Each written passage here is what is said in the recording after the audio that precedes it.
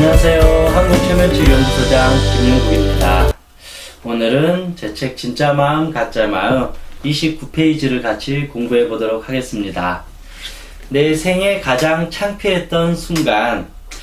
대학 시절 방학 때 고향에 내려와서 중국집 배달 일을 한 적이 있었습니다. 한 달 일하면 100만원 준다기에 열과성을 다해서 일했습니다. 철가방이라 그러죠. 철가방을 오토바이 뒤에 실어도 되는데 저 같은 경우는 좀 이제 그때 젊다 보니까 남들한테 잘 보이기 위해서 남들에게 멋있게 보이고 싶어서 한 손으로는 오토바이 운전대를 잡고 한 손으로는 그 배달통을 이렇게 잡은 거예요. 좀 더 멋있게 보이려고.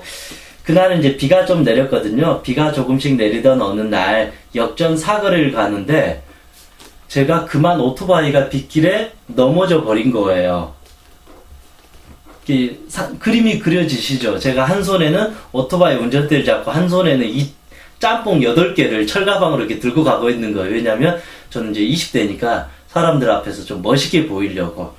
철가방을 한 사람들은 알거든요. 뒤에다 이렇게 하고 나면 뭔가 자세가 나지 않는다. 그래서 멋있게 하려고 이렇게 했는데 그 비가 조금씩 내렸는데 역전 사거리에서 결국 제가 빗길에 넘어져 버렸어요. 순간 눈을 뜨니 온 사방에 짬뽕 국물이 범벅이 되어 있더군요. 사람들이 우르르 몰려와서 저를 걱정하는데 도저히 창피해서 눈을 뜰 수가 없더군요. 그런데 저도 모르게 그 상황이 너무 웃겨서 실없이 웃어버렸습니다. 그러자 저를 걱정하는 사람들도 같이 따라 웃는 진풍경이 벌어졌습니다. 제가 부끄러워서 고개도 못 들고 시무룩해져 있으면 그것이 저에게 트라우마가 되겠지만 한 번의 웃음으로 저에겐 여전히 재미있고 즐거운 추억으로 남아 있습니다. 행복이란 괴로운 순간에 웃어넘길 수 있는 작은 여유인 것 같습니다. 그 순간 가볍게 넘어가면 되는데 나 스스로 못을 박아버리면 불행이 시작됩니다. 내 안에 수많은 짐도 내가 놓지 못해서 그런 것 같습니다.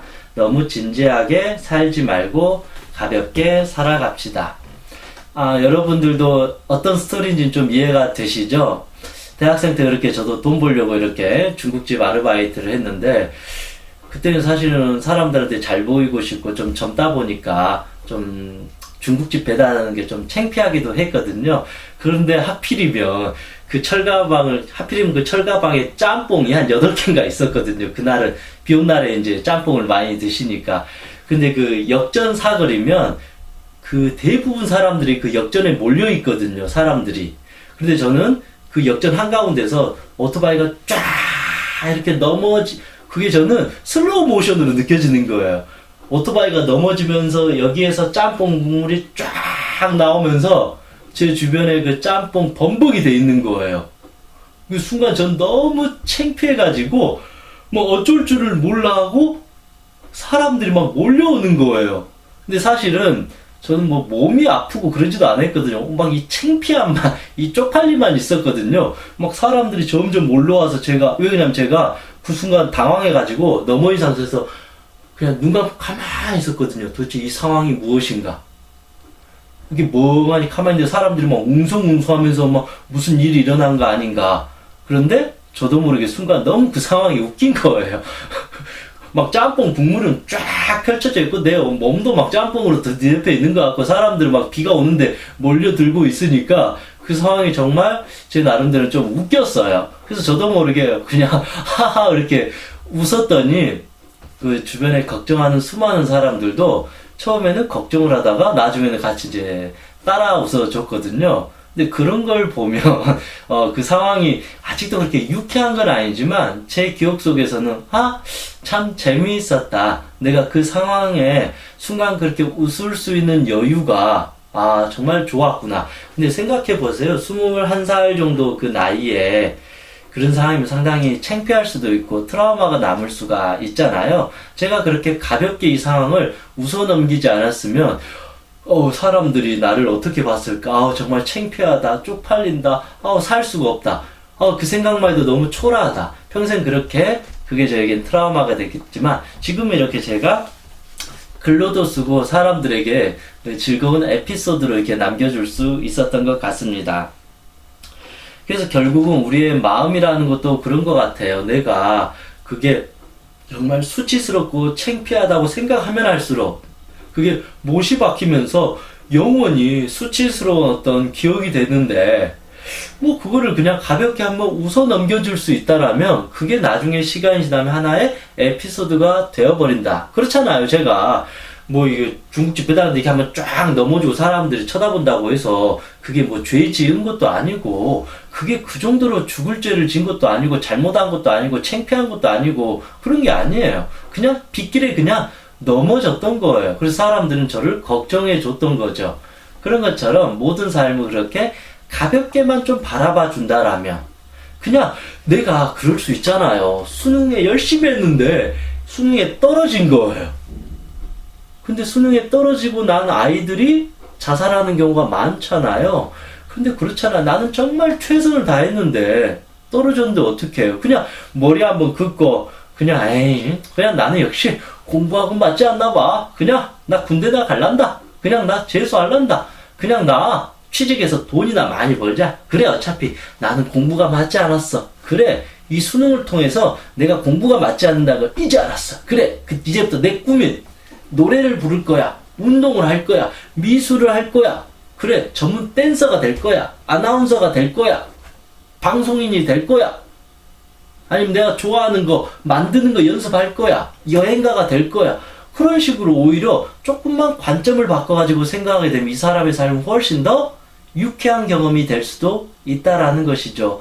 너무 매사를 심각하게 보면 아무리 사소한 일도 죽을 일이 되는 거고, 아무리 큰 일도 가볍게 보면 결국은 이 또한 사라지게 되는 것이고, 나중에는 추억이 될 수 있다. 그래서 제가 말씀드리고 싶은 거는, 우리에게 어떤 안 좋은 상황이 발생하잖아요. 그건 이미 발생한 거예요.